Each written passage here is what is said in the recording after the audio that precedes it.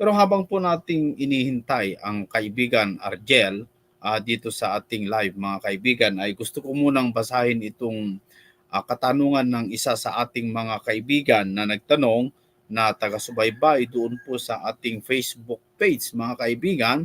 Galing po, ayaw niyang pasabi ang kanyang pangalan, ano? Pero sabi niya dito ito yung kanyang katanungan. Good evening, Brother Esel. As lang ako ukol ito kay Elias na sa langit na daw, pati si Moises at Abraham, pati na daw si Maria, batay ba, batay nila sa Mateo 27:52 hanggang 53 yata, sabi niya, no? Alam mo kaibigan na nagtanong dito sa aking programang Expose the Truth, mga kaibigan, hindi po lingid sa atin na sa mga Iglesia Katolika, ang paniniwala po nila mga kapatid ay si Elias ay nasa langit na. Ganun din po si Abraham, si Moises, at si Maria, at pati rin si Enoch, mga kaibigan. Ano? Ang paniniwala po nila ay nasa langit na po itong mga taong ito. Pero ayan po ang kanilang batayan. Gusto ko pong basahin, sabi dito, at nangabuksan ang mga libingan at maraming katawan ng mga banal na nangakatulog ay nangagbangon. Sa verse 53, at paglabas sa mga libingan, pagkatapos na siya'y mabuhay na maguli, ay nagsipasok sila sa bayang banal at nangapakita sa marami. Ito po yung batayan po ng mga Iglesia Katolika, mga kaibigan, na kung saan sinasabi po nila na dahil po dito, si Kristo daw, noong siya'y namatay, nung namatay ang Panginoong Jesucristo, mga kaibigan, alam nyo, may nabuhay po ng mga banal. Mayroon pong mga banal na nabuhay sa libingan. Nung namatay ang Panginoong Jesucristo, dumilim ang mundo, nagbitak yung mga libingan at lumabas ang mga banal. Ito ang interpretasyon po ito ng mga Iglesia Katolika at ang mga ibang relihiyon, mga kaibigan. Yung mga banal daw na lumabas doon po sa mga libingan, sabi kasi dito, at paglabas sa mga libingan, pagkatapos na siya'y mabuhay na maguli, ay nagsipasok sila sa bayang banal at nangapakita sa marami. At dahil po dyan, mga kaibigan, sinabi dyan, yung mga banal daw na nabuhay, pumasok daw sila sa bayang banal, na ang interpretasyon po ng mga iba ay doon sa langit. Doon sa langit. Kaya ito yung kanilang patunay na ang mga ito ay nasa langit na, si Elias, si Abraham, si Enoch, si Moises, etc. mga kaibigan. Pero alam nyo mga kapatid, mali yung kanilang interpretasyon. Kasi ang bayang banal na sinasabi dito na pinasukan itong mga nabuhay na maguli nung si Kristo ay namatay doon po sa Bantay Kalbaryo, ang pinasukan nilang bayang banal ay doon po sa tinatawag na Jerusalem, doon po sa Israel. Yun po kasi yung tinatawag na bayang banal nung araw, no, mga kaibigan. Kaya doon po sila pumasok. At ang mga ito, yung mga nabuhay na maguli mula sa mga patay nung si Kristo ay namatay, nabuhay sila, pero kinalaunan namatay din, mga kaibigan, namatay din sila. Anong katunayan na sila ay namatay din nung sila'y nabuhay, mga kaibigan? Dito po sa Hebreo, para patunayan natin na sila ay namatay din, sa Hebreo chapter 11, sa verse 35 tignan natin kung verse 35, ano? Eto, sa verse 35, ganito po ang sinasabi sa banal na kasulatan. Tinanggap ng mga babae ang kanilang mga patay sa pamamagitan ng pagkabuhay na maguli, at ang iba'y nangamatay sa hampas na hindi tinanggap ang kanilang katubusan upang kamtin nila ang lalong mabuting pagkabuhay na maguli. Mayroon pong nabuhay na maguli noong si Kristo ay namatay doon po sa cross, mga kaibigan. May nabuhay na maguli ng mga banal. At itong nabuhay na maguli ng mga banal, ayon sa interpretasyon ng iba ay pumasok sila sa langit, sa bayang banal. Pero hindi po totoo. Ayon kay Apostol Pablo, ang sabi niya sa mga taong banal na namatay, kung basahin po natin itong Hebrew chapter 11, mga kaibigan, umpisahan natin sa verse 3, makikita natin dito kung sino yung mga namatay na mga banal, propeta. Sila po yung nabuhay na maguli that time, mga kaibigan, ay nangamatay din, sabi ng banal na kasulatan. Ayon kay Apostol Pablo, sabi niya dito, tinanggap nung nabuhay sila at pumunta sila sa bayang banal o sa Jerusalem, sa Israel, yung mga kamag-anak ng mga namatay, tinanggap, sabi ni Pablo, ng mga babae ang kanilang mga patay sa pamamagitan ng pagkabuhay na maguli. At ang iba'y, sabi niya, nangamatay sa hampas. Namatay din yung mga iba, namatay din sila, mga kapatid, na hindi tinanggap ang kanilang katubusan upang kamtin nila ang lalong mabuting pagkabuhay na maguli. No? Sa verse 36. At ang iba'y nangagkaroon ng pagsubok sa pagkalibak at pagkahampas. Bukod dito'y sa mga tanikala at bilangguan naman. So iba-iba yung kamatayan ng iba, mga kaibigan. Tuloy natin. Sila'y pinagbabato, yung mga iba pinagbabato. Pinaglalagari yung iba. Pinagtutukso, pinagpapapatay sa tabak. Sila'y nagsilakad na paruot parito na may balat ng mga tupa, kambing, na mga salat, nangapipighati, tinatampalasan. So itong mga taong ito, siguro dahil sa katandaan po nila at sa yung mga suot nila, mga balat ng tupa at mga kambing, ibig sabihin mga old people na siguro ito ang tingin ng mga panahon ng Panginoong Jesucristo, hindi nila nakilala na sila yung mga propeta, sila yung mga banal na namatay at nabuhay. Pero yung mga iba, tinanggap naman ang mga kamag-anak nila. Pero ang lahat ng ito, mga kaibigan, ay nangamatay din silang lahat. Ituloy natin ang pagbasa. Na sa mga yaon ay hindi karapat-dapat ang sanglibutan na nangaliligaw sa mga ilang at sa mga kabundukan at sa mga yungib at sa mga lungga ng lupa. So, conforme na ang pinupuntahan itong mga nabuhay na maguli kasi walang tumanggap sa mga iba, no?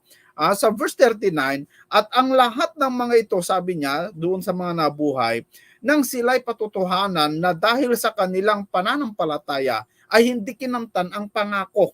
Nung nabuhay na maguli sila, hindi nila kinamtan ang pangako na ipinaghanda ng Diyos na lalong mabuting bagay tungkol sa atin upang sila'y huwag maging sakdal ng bukod sa atin. So ibig sabihin, mga kaibigan, nung nabuhay po sila, hindi po nila tinanggap yung pagkabuhay na maguli na pangako ng Diyos. Kaya ang lahat ng yon, mga kapatid, ay nangamatay din, pinatay din yung mga nabuhay na maguli sa panahon na si Kristo ay namatay.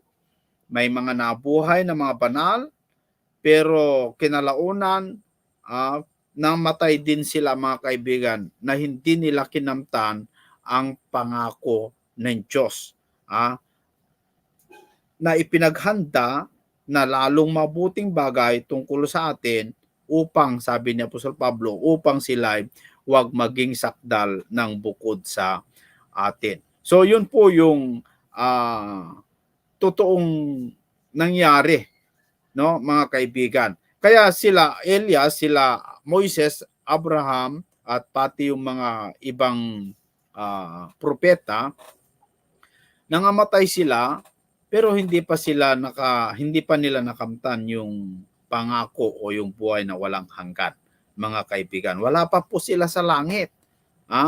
Wala pa po sila sa langit, mga kapatid. At si Maria na sinasabi ng mga Iglesia Katolika na nasa langit na, hindi po totoo yun, mga kaibigan. Kasi sabi ng Panginoong Jesucristo, kung basahin po natin dito po sa libro ng Juan, sabi dito sa chapter 14 sa verse 2, ganito ang ating mababasa.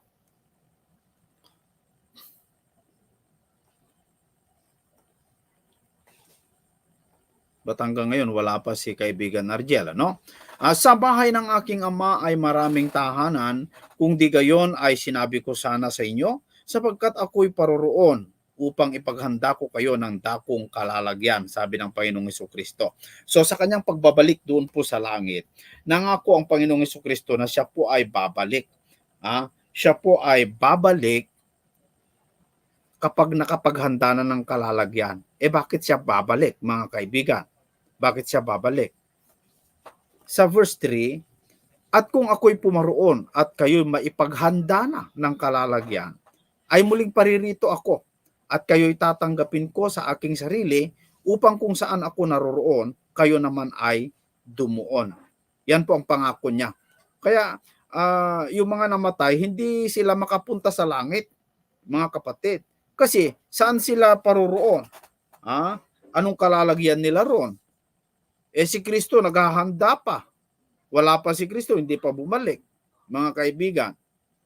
Kasi pangako ng Panginoon Jesucristo sa John chapter 14 verse 3, kung ako'y pumaroon, sabi niya, at kayo'y maipaghanda na ng kalalagyan, ay muling paririto ako, sabi niya. Yan ang pangako niya, muling paririto ako. And then pagkatapos, at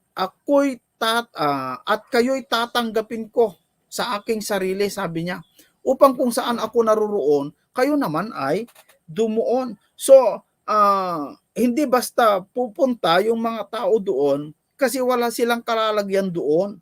Naghahanda pa ang Panginoong Jesucristo. Kaya sila Moises, sila Elias na sinasabi ng mga ibang mangangaral na nasa langit na, paano nasa langit? Naghahanda pa ang Panginoong Jesucristo ng kalalagyan ng mga tao, mga kaibigan. Inihahanda pa ang bagong Jerusalem sa langit para sa kalalagyan ng mga maliligtas. So, hindi po totoo na si Maria ay nasa langit na.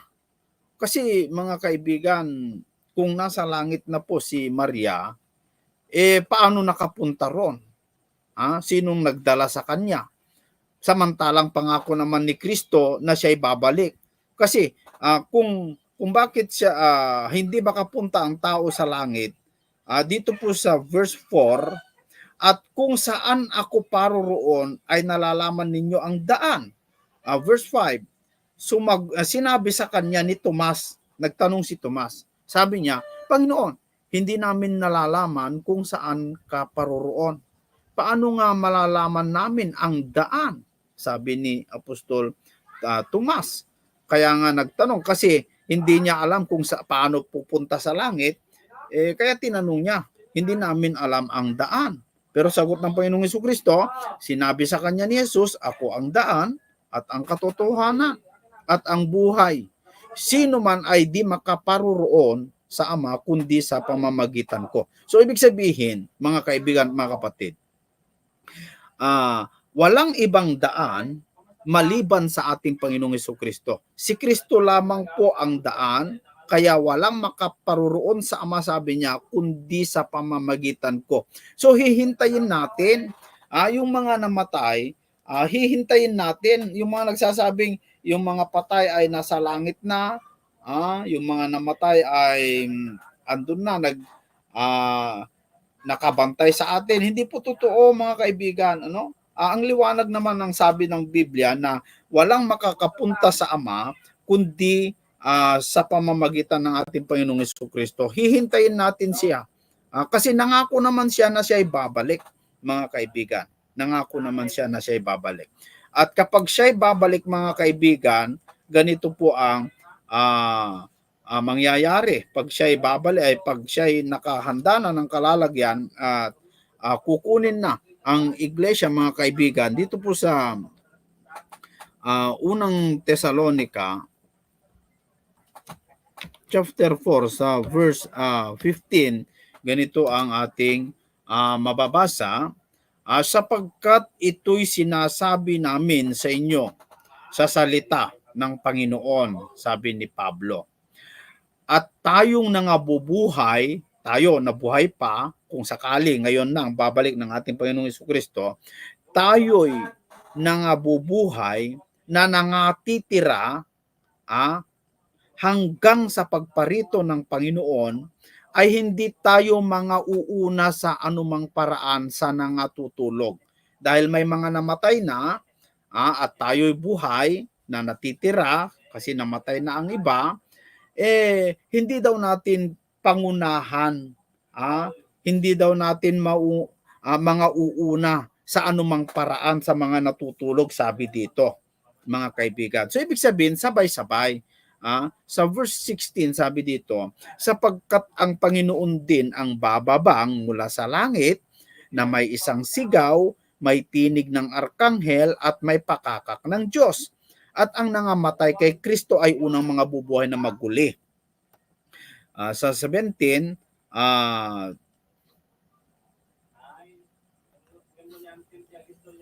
kung magkagayon, tayong nangabubuhay na nangatitira ay aagawing kasama nila sa mga alapaap. Sino? Yung mabuhay na maguli mula sa mga patay.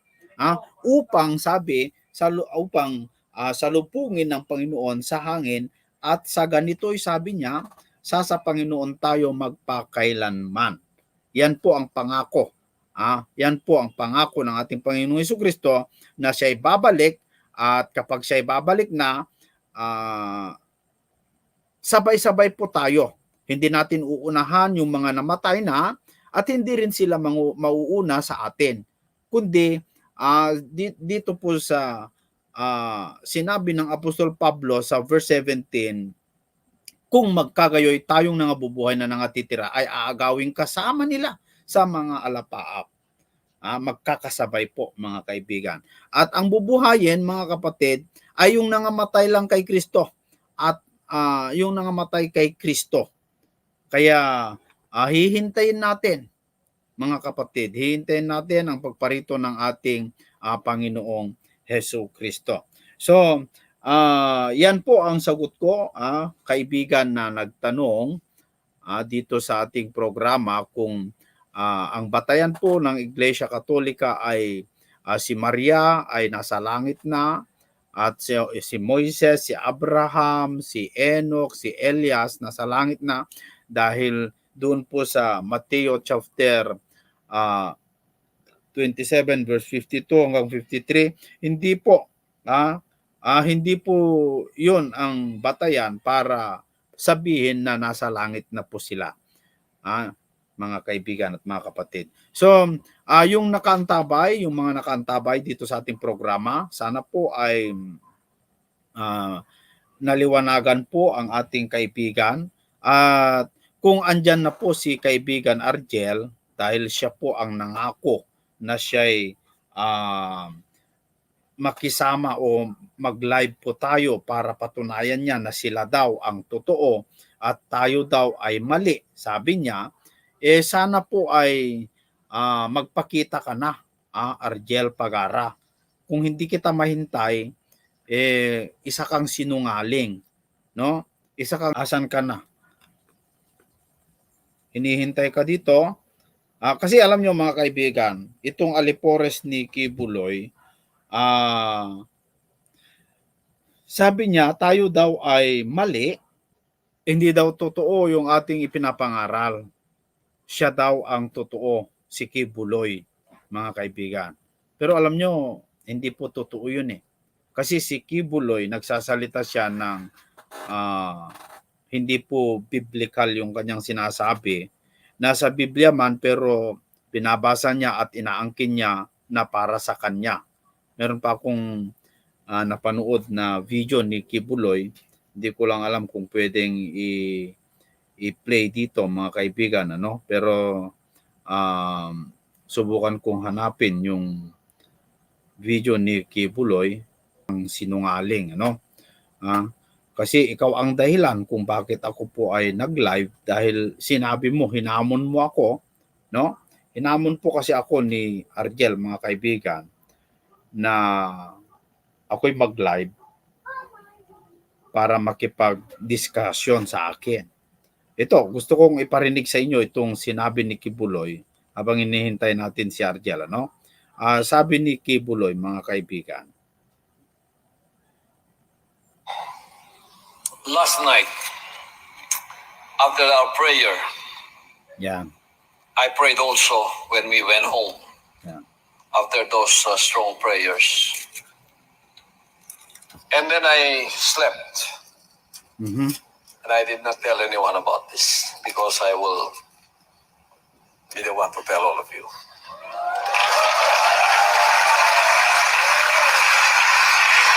Masaya naman, ano? Masaya naman yung mga alipores niya. One of the angels sent to guard me appeared in my dream. And then he gave me a message from the Father Almighty. Meron daw message. He gave me the exact message. I wrote it, see? Isaiah 41, 9 to 13. Yun. And then he left. And I woke up. Immediately, I wrote it. Isaiah chapter 41, 9 to 13. Wow. And I woke up in the morning. I was refreshed. So yun ang message daw. But I did not show my joy to my staff. Mm-hmm. I showed to them my real, normal face.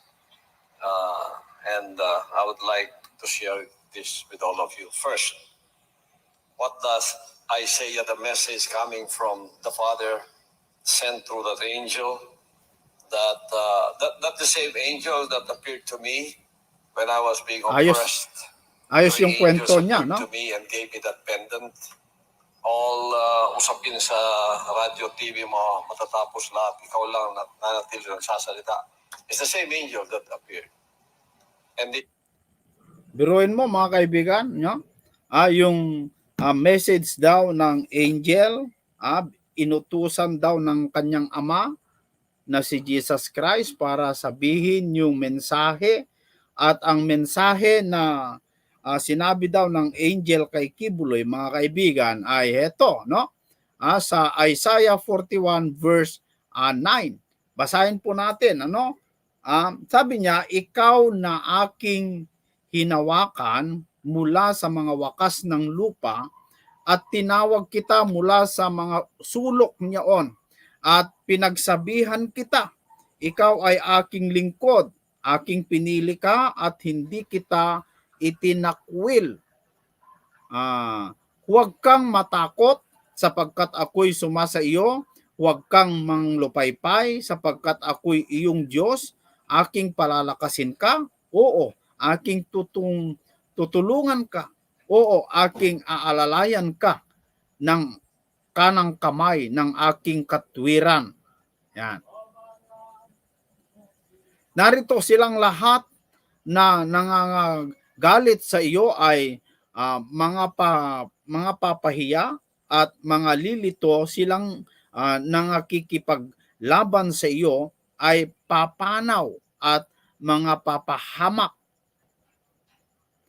Iyong hahanapin sila at hindi mo mga susumpungan, sa makatuwid bagay silang nangakikipaglaban laban sa iyo, silang nakikipagdigma laban sa iyo ay papanaw at gaya ng bagay ng wala. Sa verse 13, sapagkat akong Panginoon mong Diyos ay hahawak ng iyong kanang kamay na magsasabi sa iyo, huwag kang matakot, aking tutulungan ka. So yun po yung sinabi ng angel kay Kibuloy, mga kaibigan. Ano? So ito, inangkin ni Kibuloy na siya yung tinawag ng Diyos. Ito yung isa sa kanyang patunay sa mga alipores niya na siya daw yung hinawakan. Pero sino ang pinagsabihan ng Diyos dito? Sino, mga kaibigan? Ayon kay Kibuloy, siya daw. Kaya tuwang-tuwa yung kanyang mga alipores, palakpakan pa nga eh. Palakpakan pa nga yung mga kanyang alipores ni Kibuloy. Pero tingnan natin, si Kibuloy ba ang pinagsabihan dito, mga kaibigan? O merong iba? At inangkin lang ni Kibuloy itong talatang ito. Sa verse, umpisa natin sa verse 7. No? Sabi dito, sa gayoy pinalalakas ng loob ng anluwagi ang panday ginto at ng pumapatag ng pamukpok, ng pumupukpok ng palihan na sinasabi tungkol sa paghinang mabuti at kanyang inilalapat ng mga pako upang wag makilos. Verse 8, ngunit ikaw Israel, lingkod ko, Jacob, na siyang aking pinili, na binhi ni Abraham, na aking kaibigan. Verse 9, ikaw na aking hinawakan mula sa mga wakas ng lupa at tinawag kita mula sa mga sulok niyaon at pinagsabihan kita, ikaw ay aking lingkod, aking pinili ka at hindi kita itinakwil. Abay, hindi pala si Kibuloy, kundi sa verse 8, ito pala yung pinili ng Diyos, ito pala ang hinawakan ng Diyos, hindi pala si Kibuloy.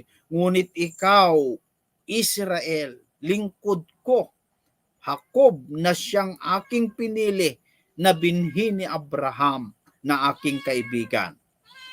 Tignan nyo kung ano yung pinagsasasabi ni Kibuloy, na ayon sa kanya ay siya daw ay pinili ng Diyos, pinalakas daw ng Diyos, at lahat ng mga umuusig, kumakalaban sa iyo, sabi niya, lahat sila, sabi ni Kibuloy, ay mawawala.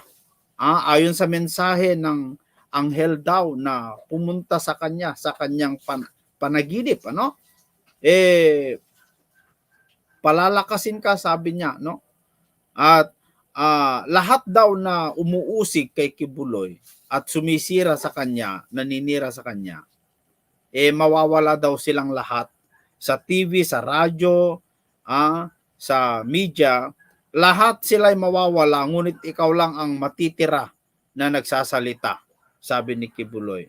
Pero ngayon, mga kaibigan, kaibigan Argel, kung nanonood ka, ngayon, si Kibuloy, ewan ko kung nagsasalita pa siya sa media.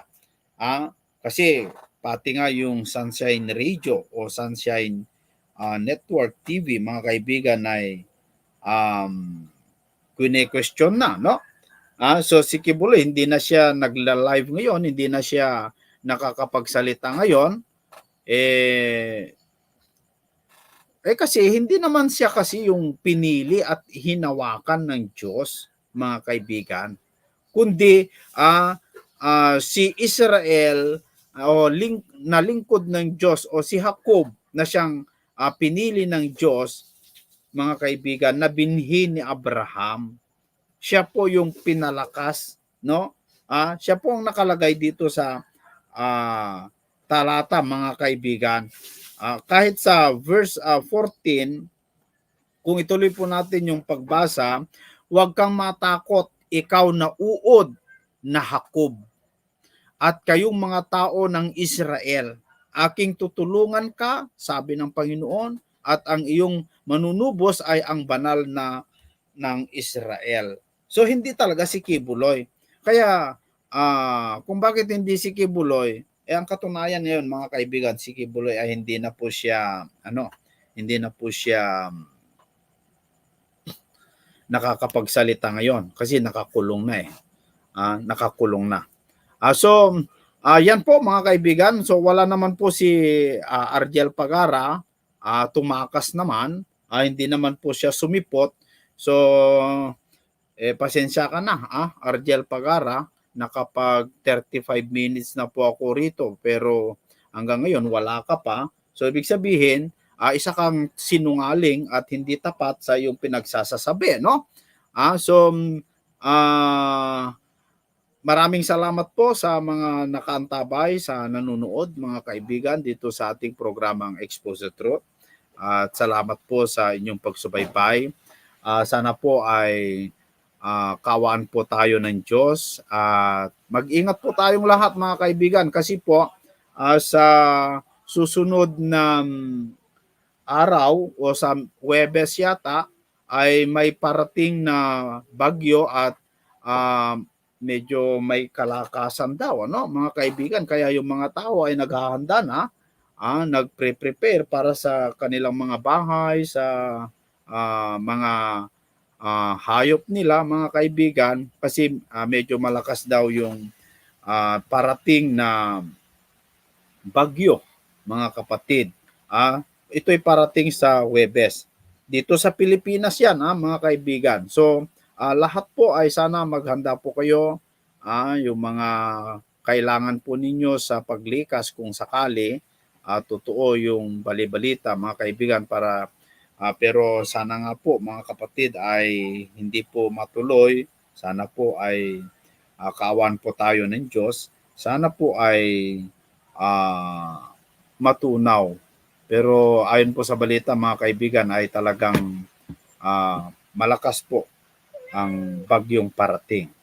So hanggang sa muli po mga kaibigan, maraming salamat po sa inyong lahat sa pagsubaybay po ninyo dito sa ating programang Expose the Truth. Kita-kita po muli tayo mga kapatid dito sa ating programa.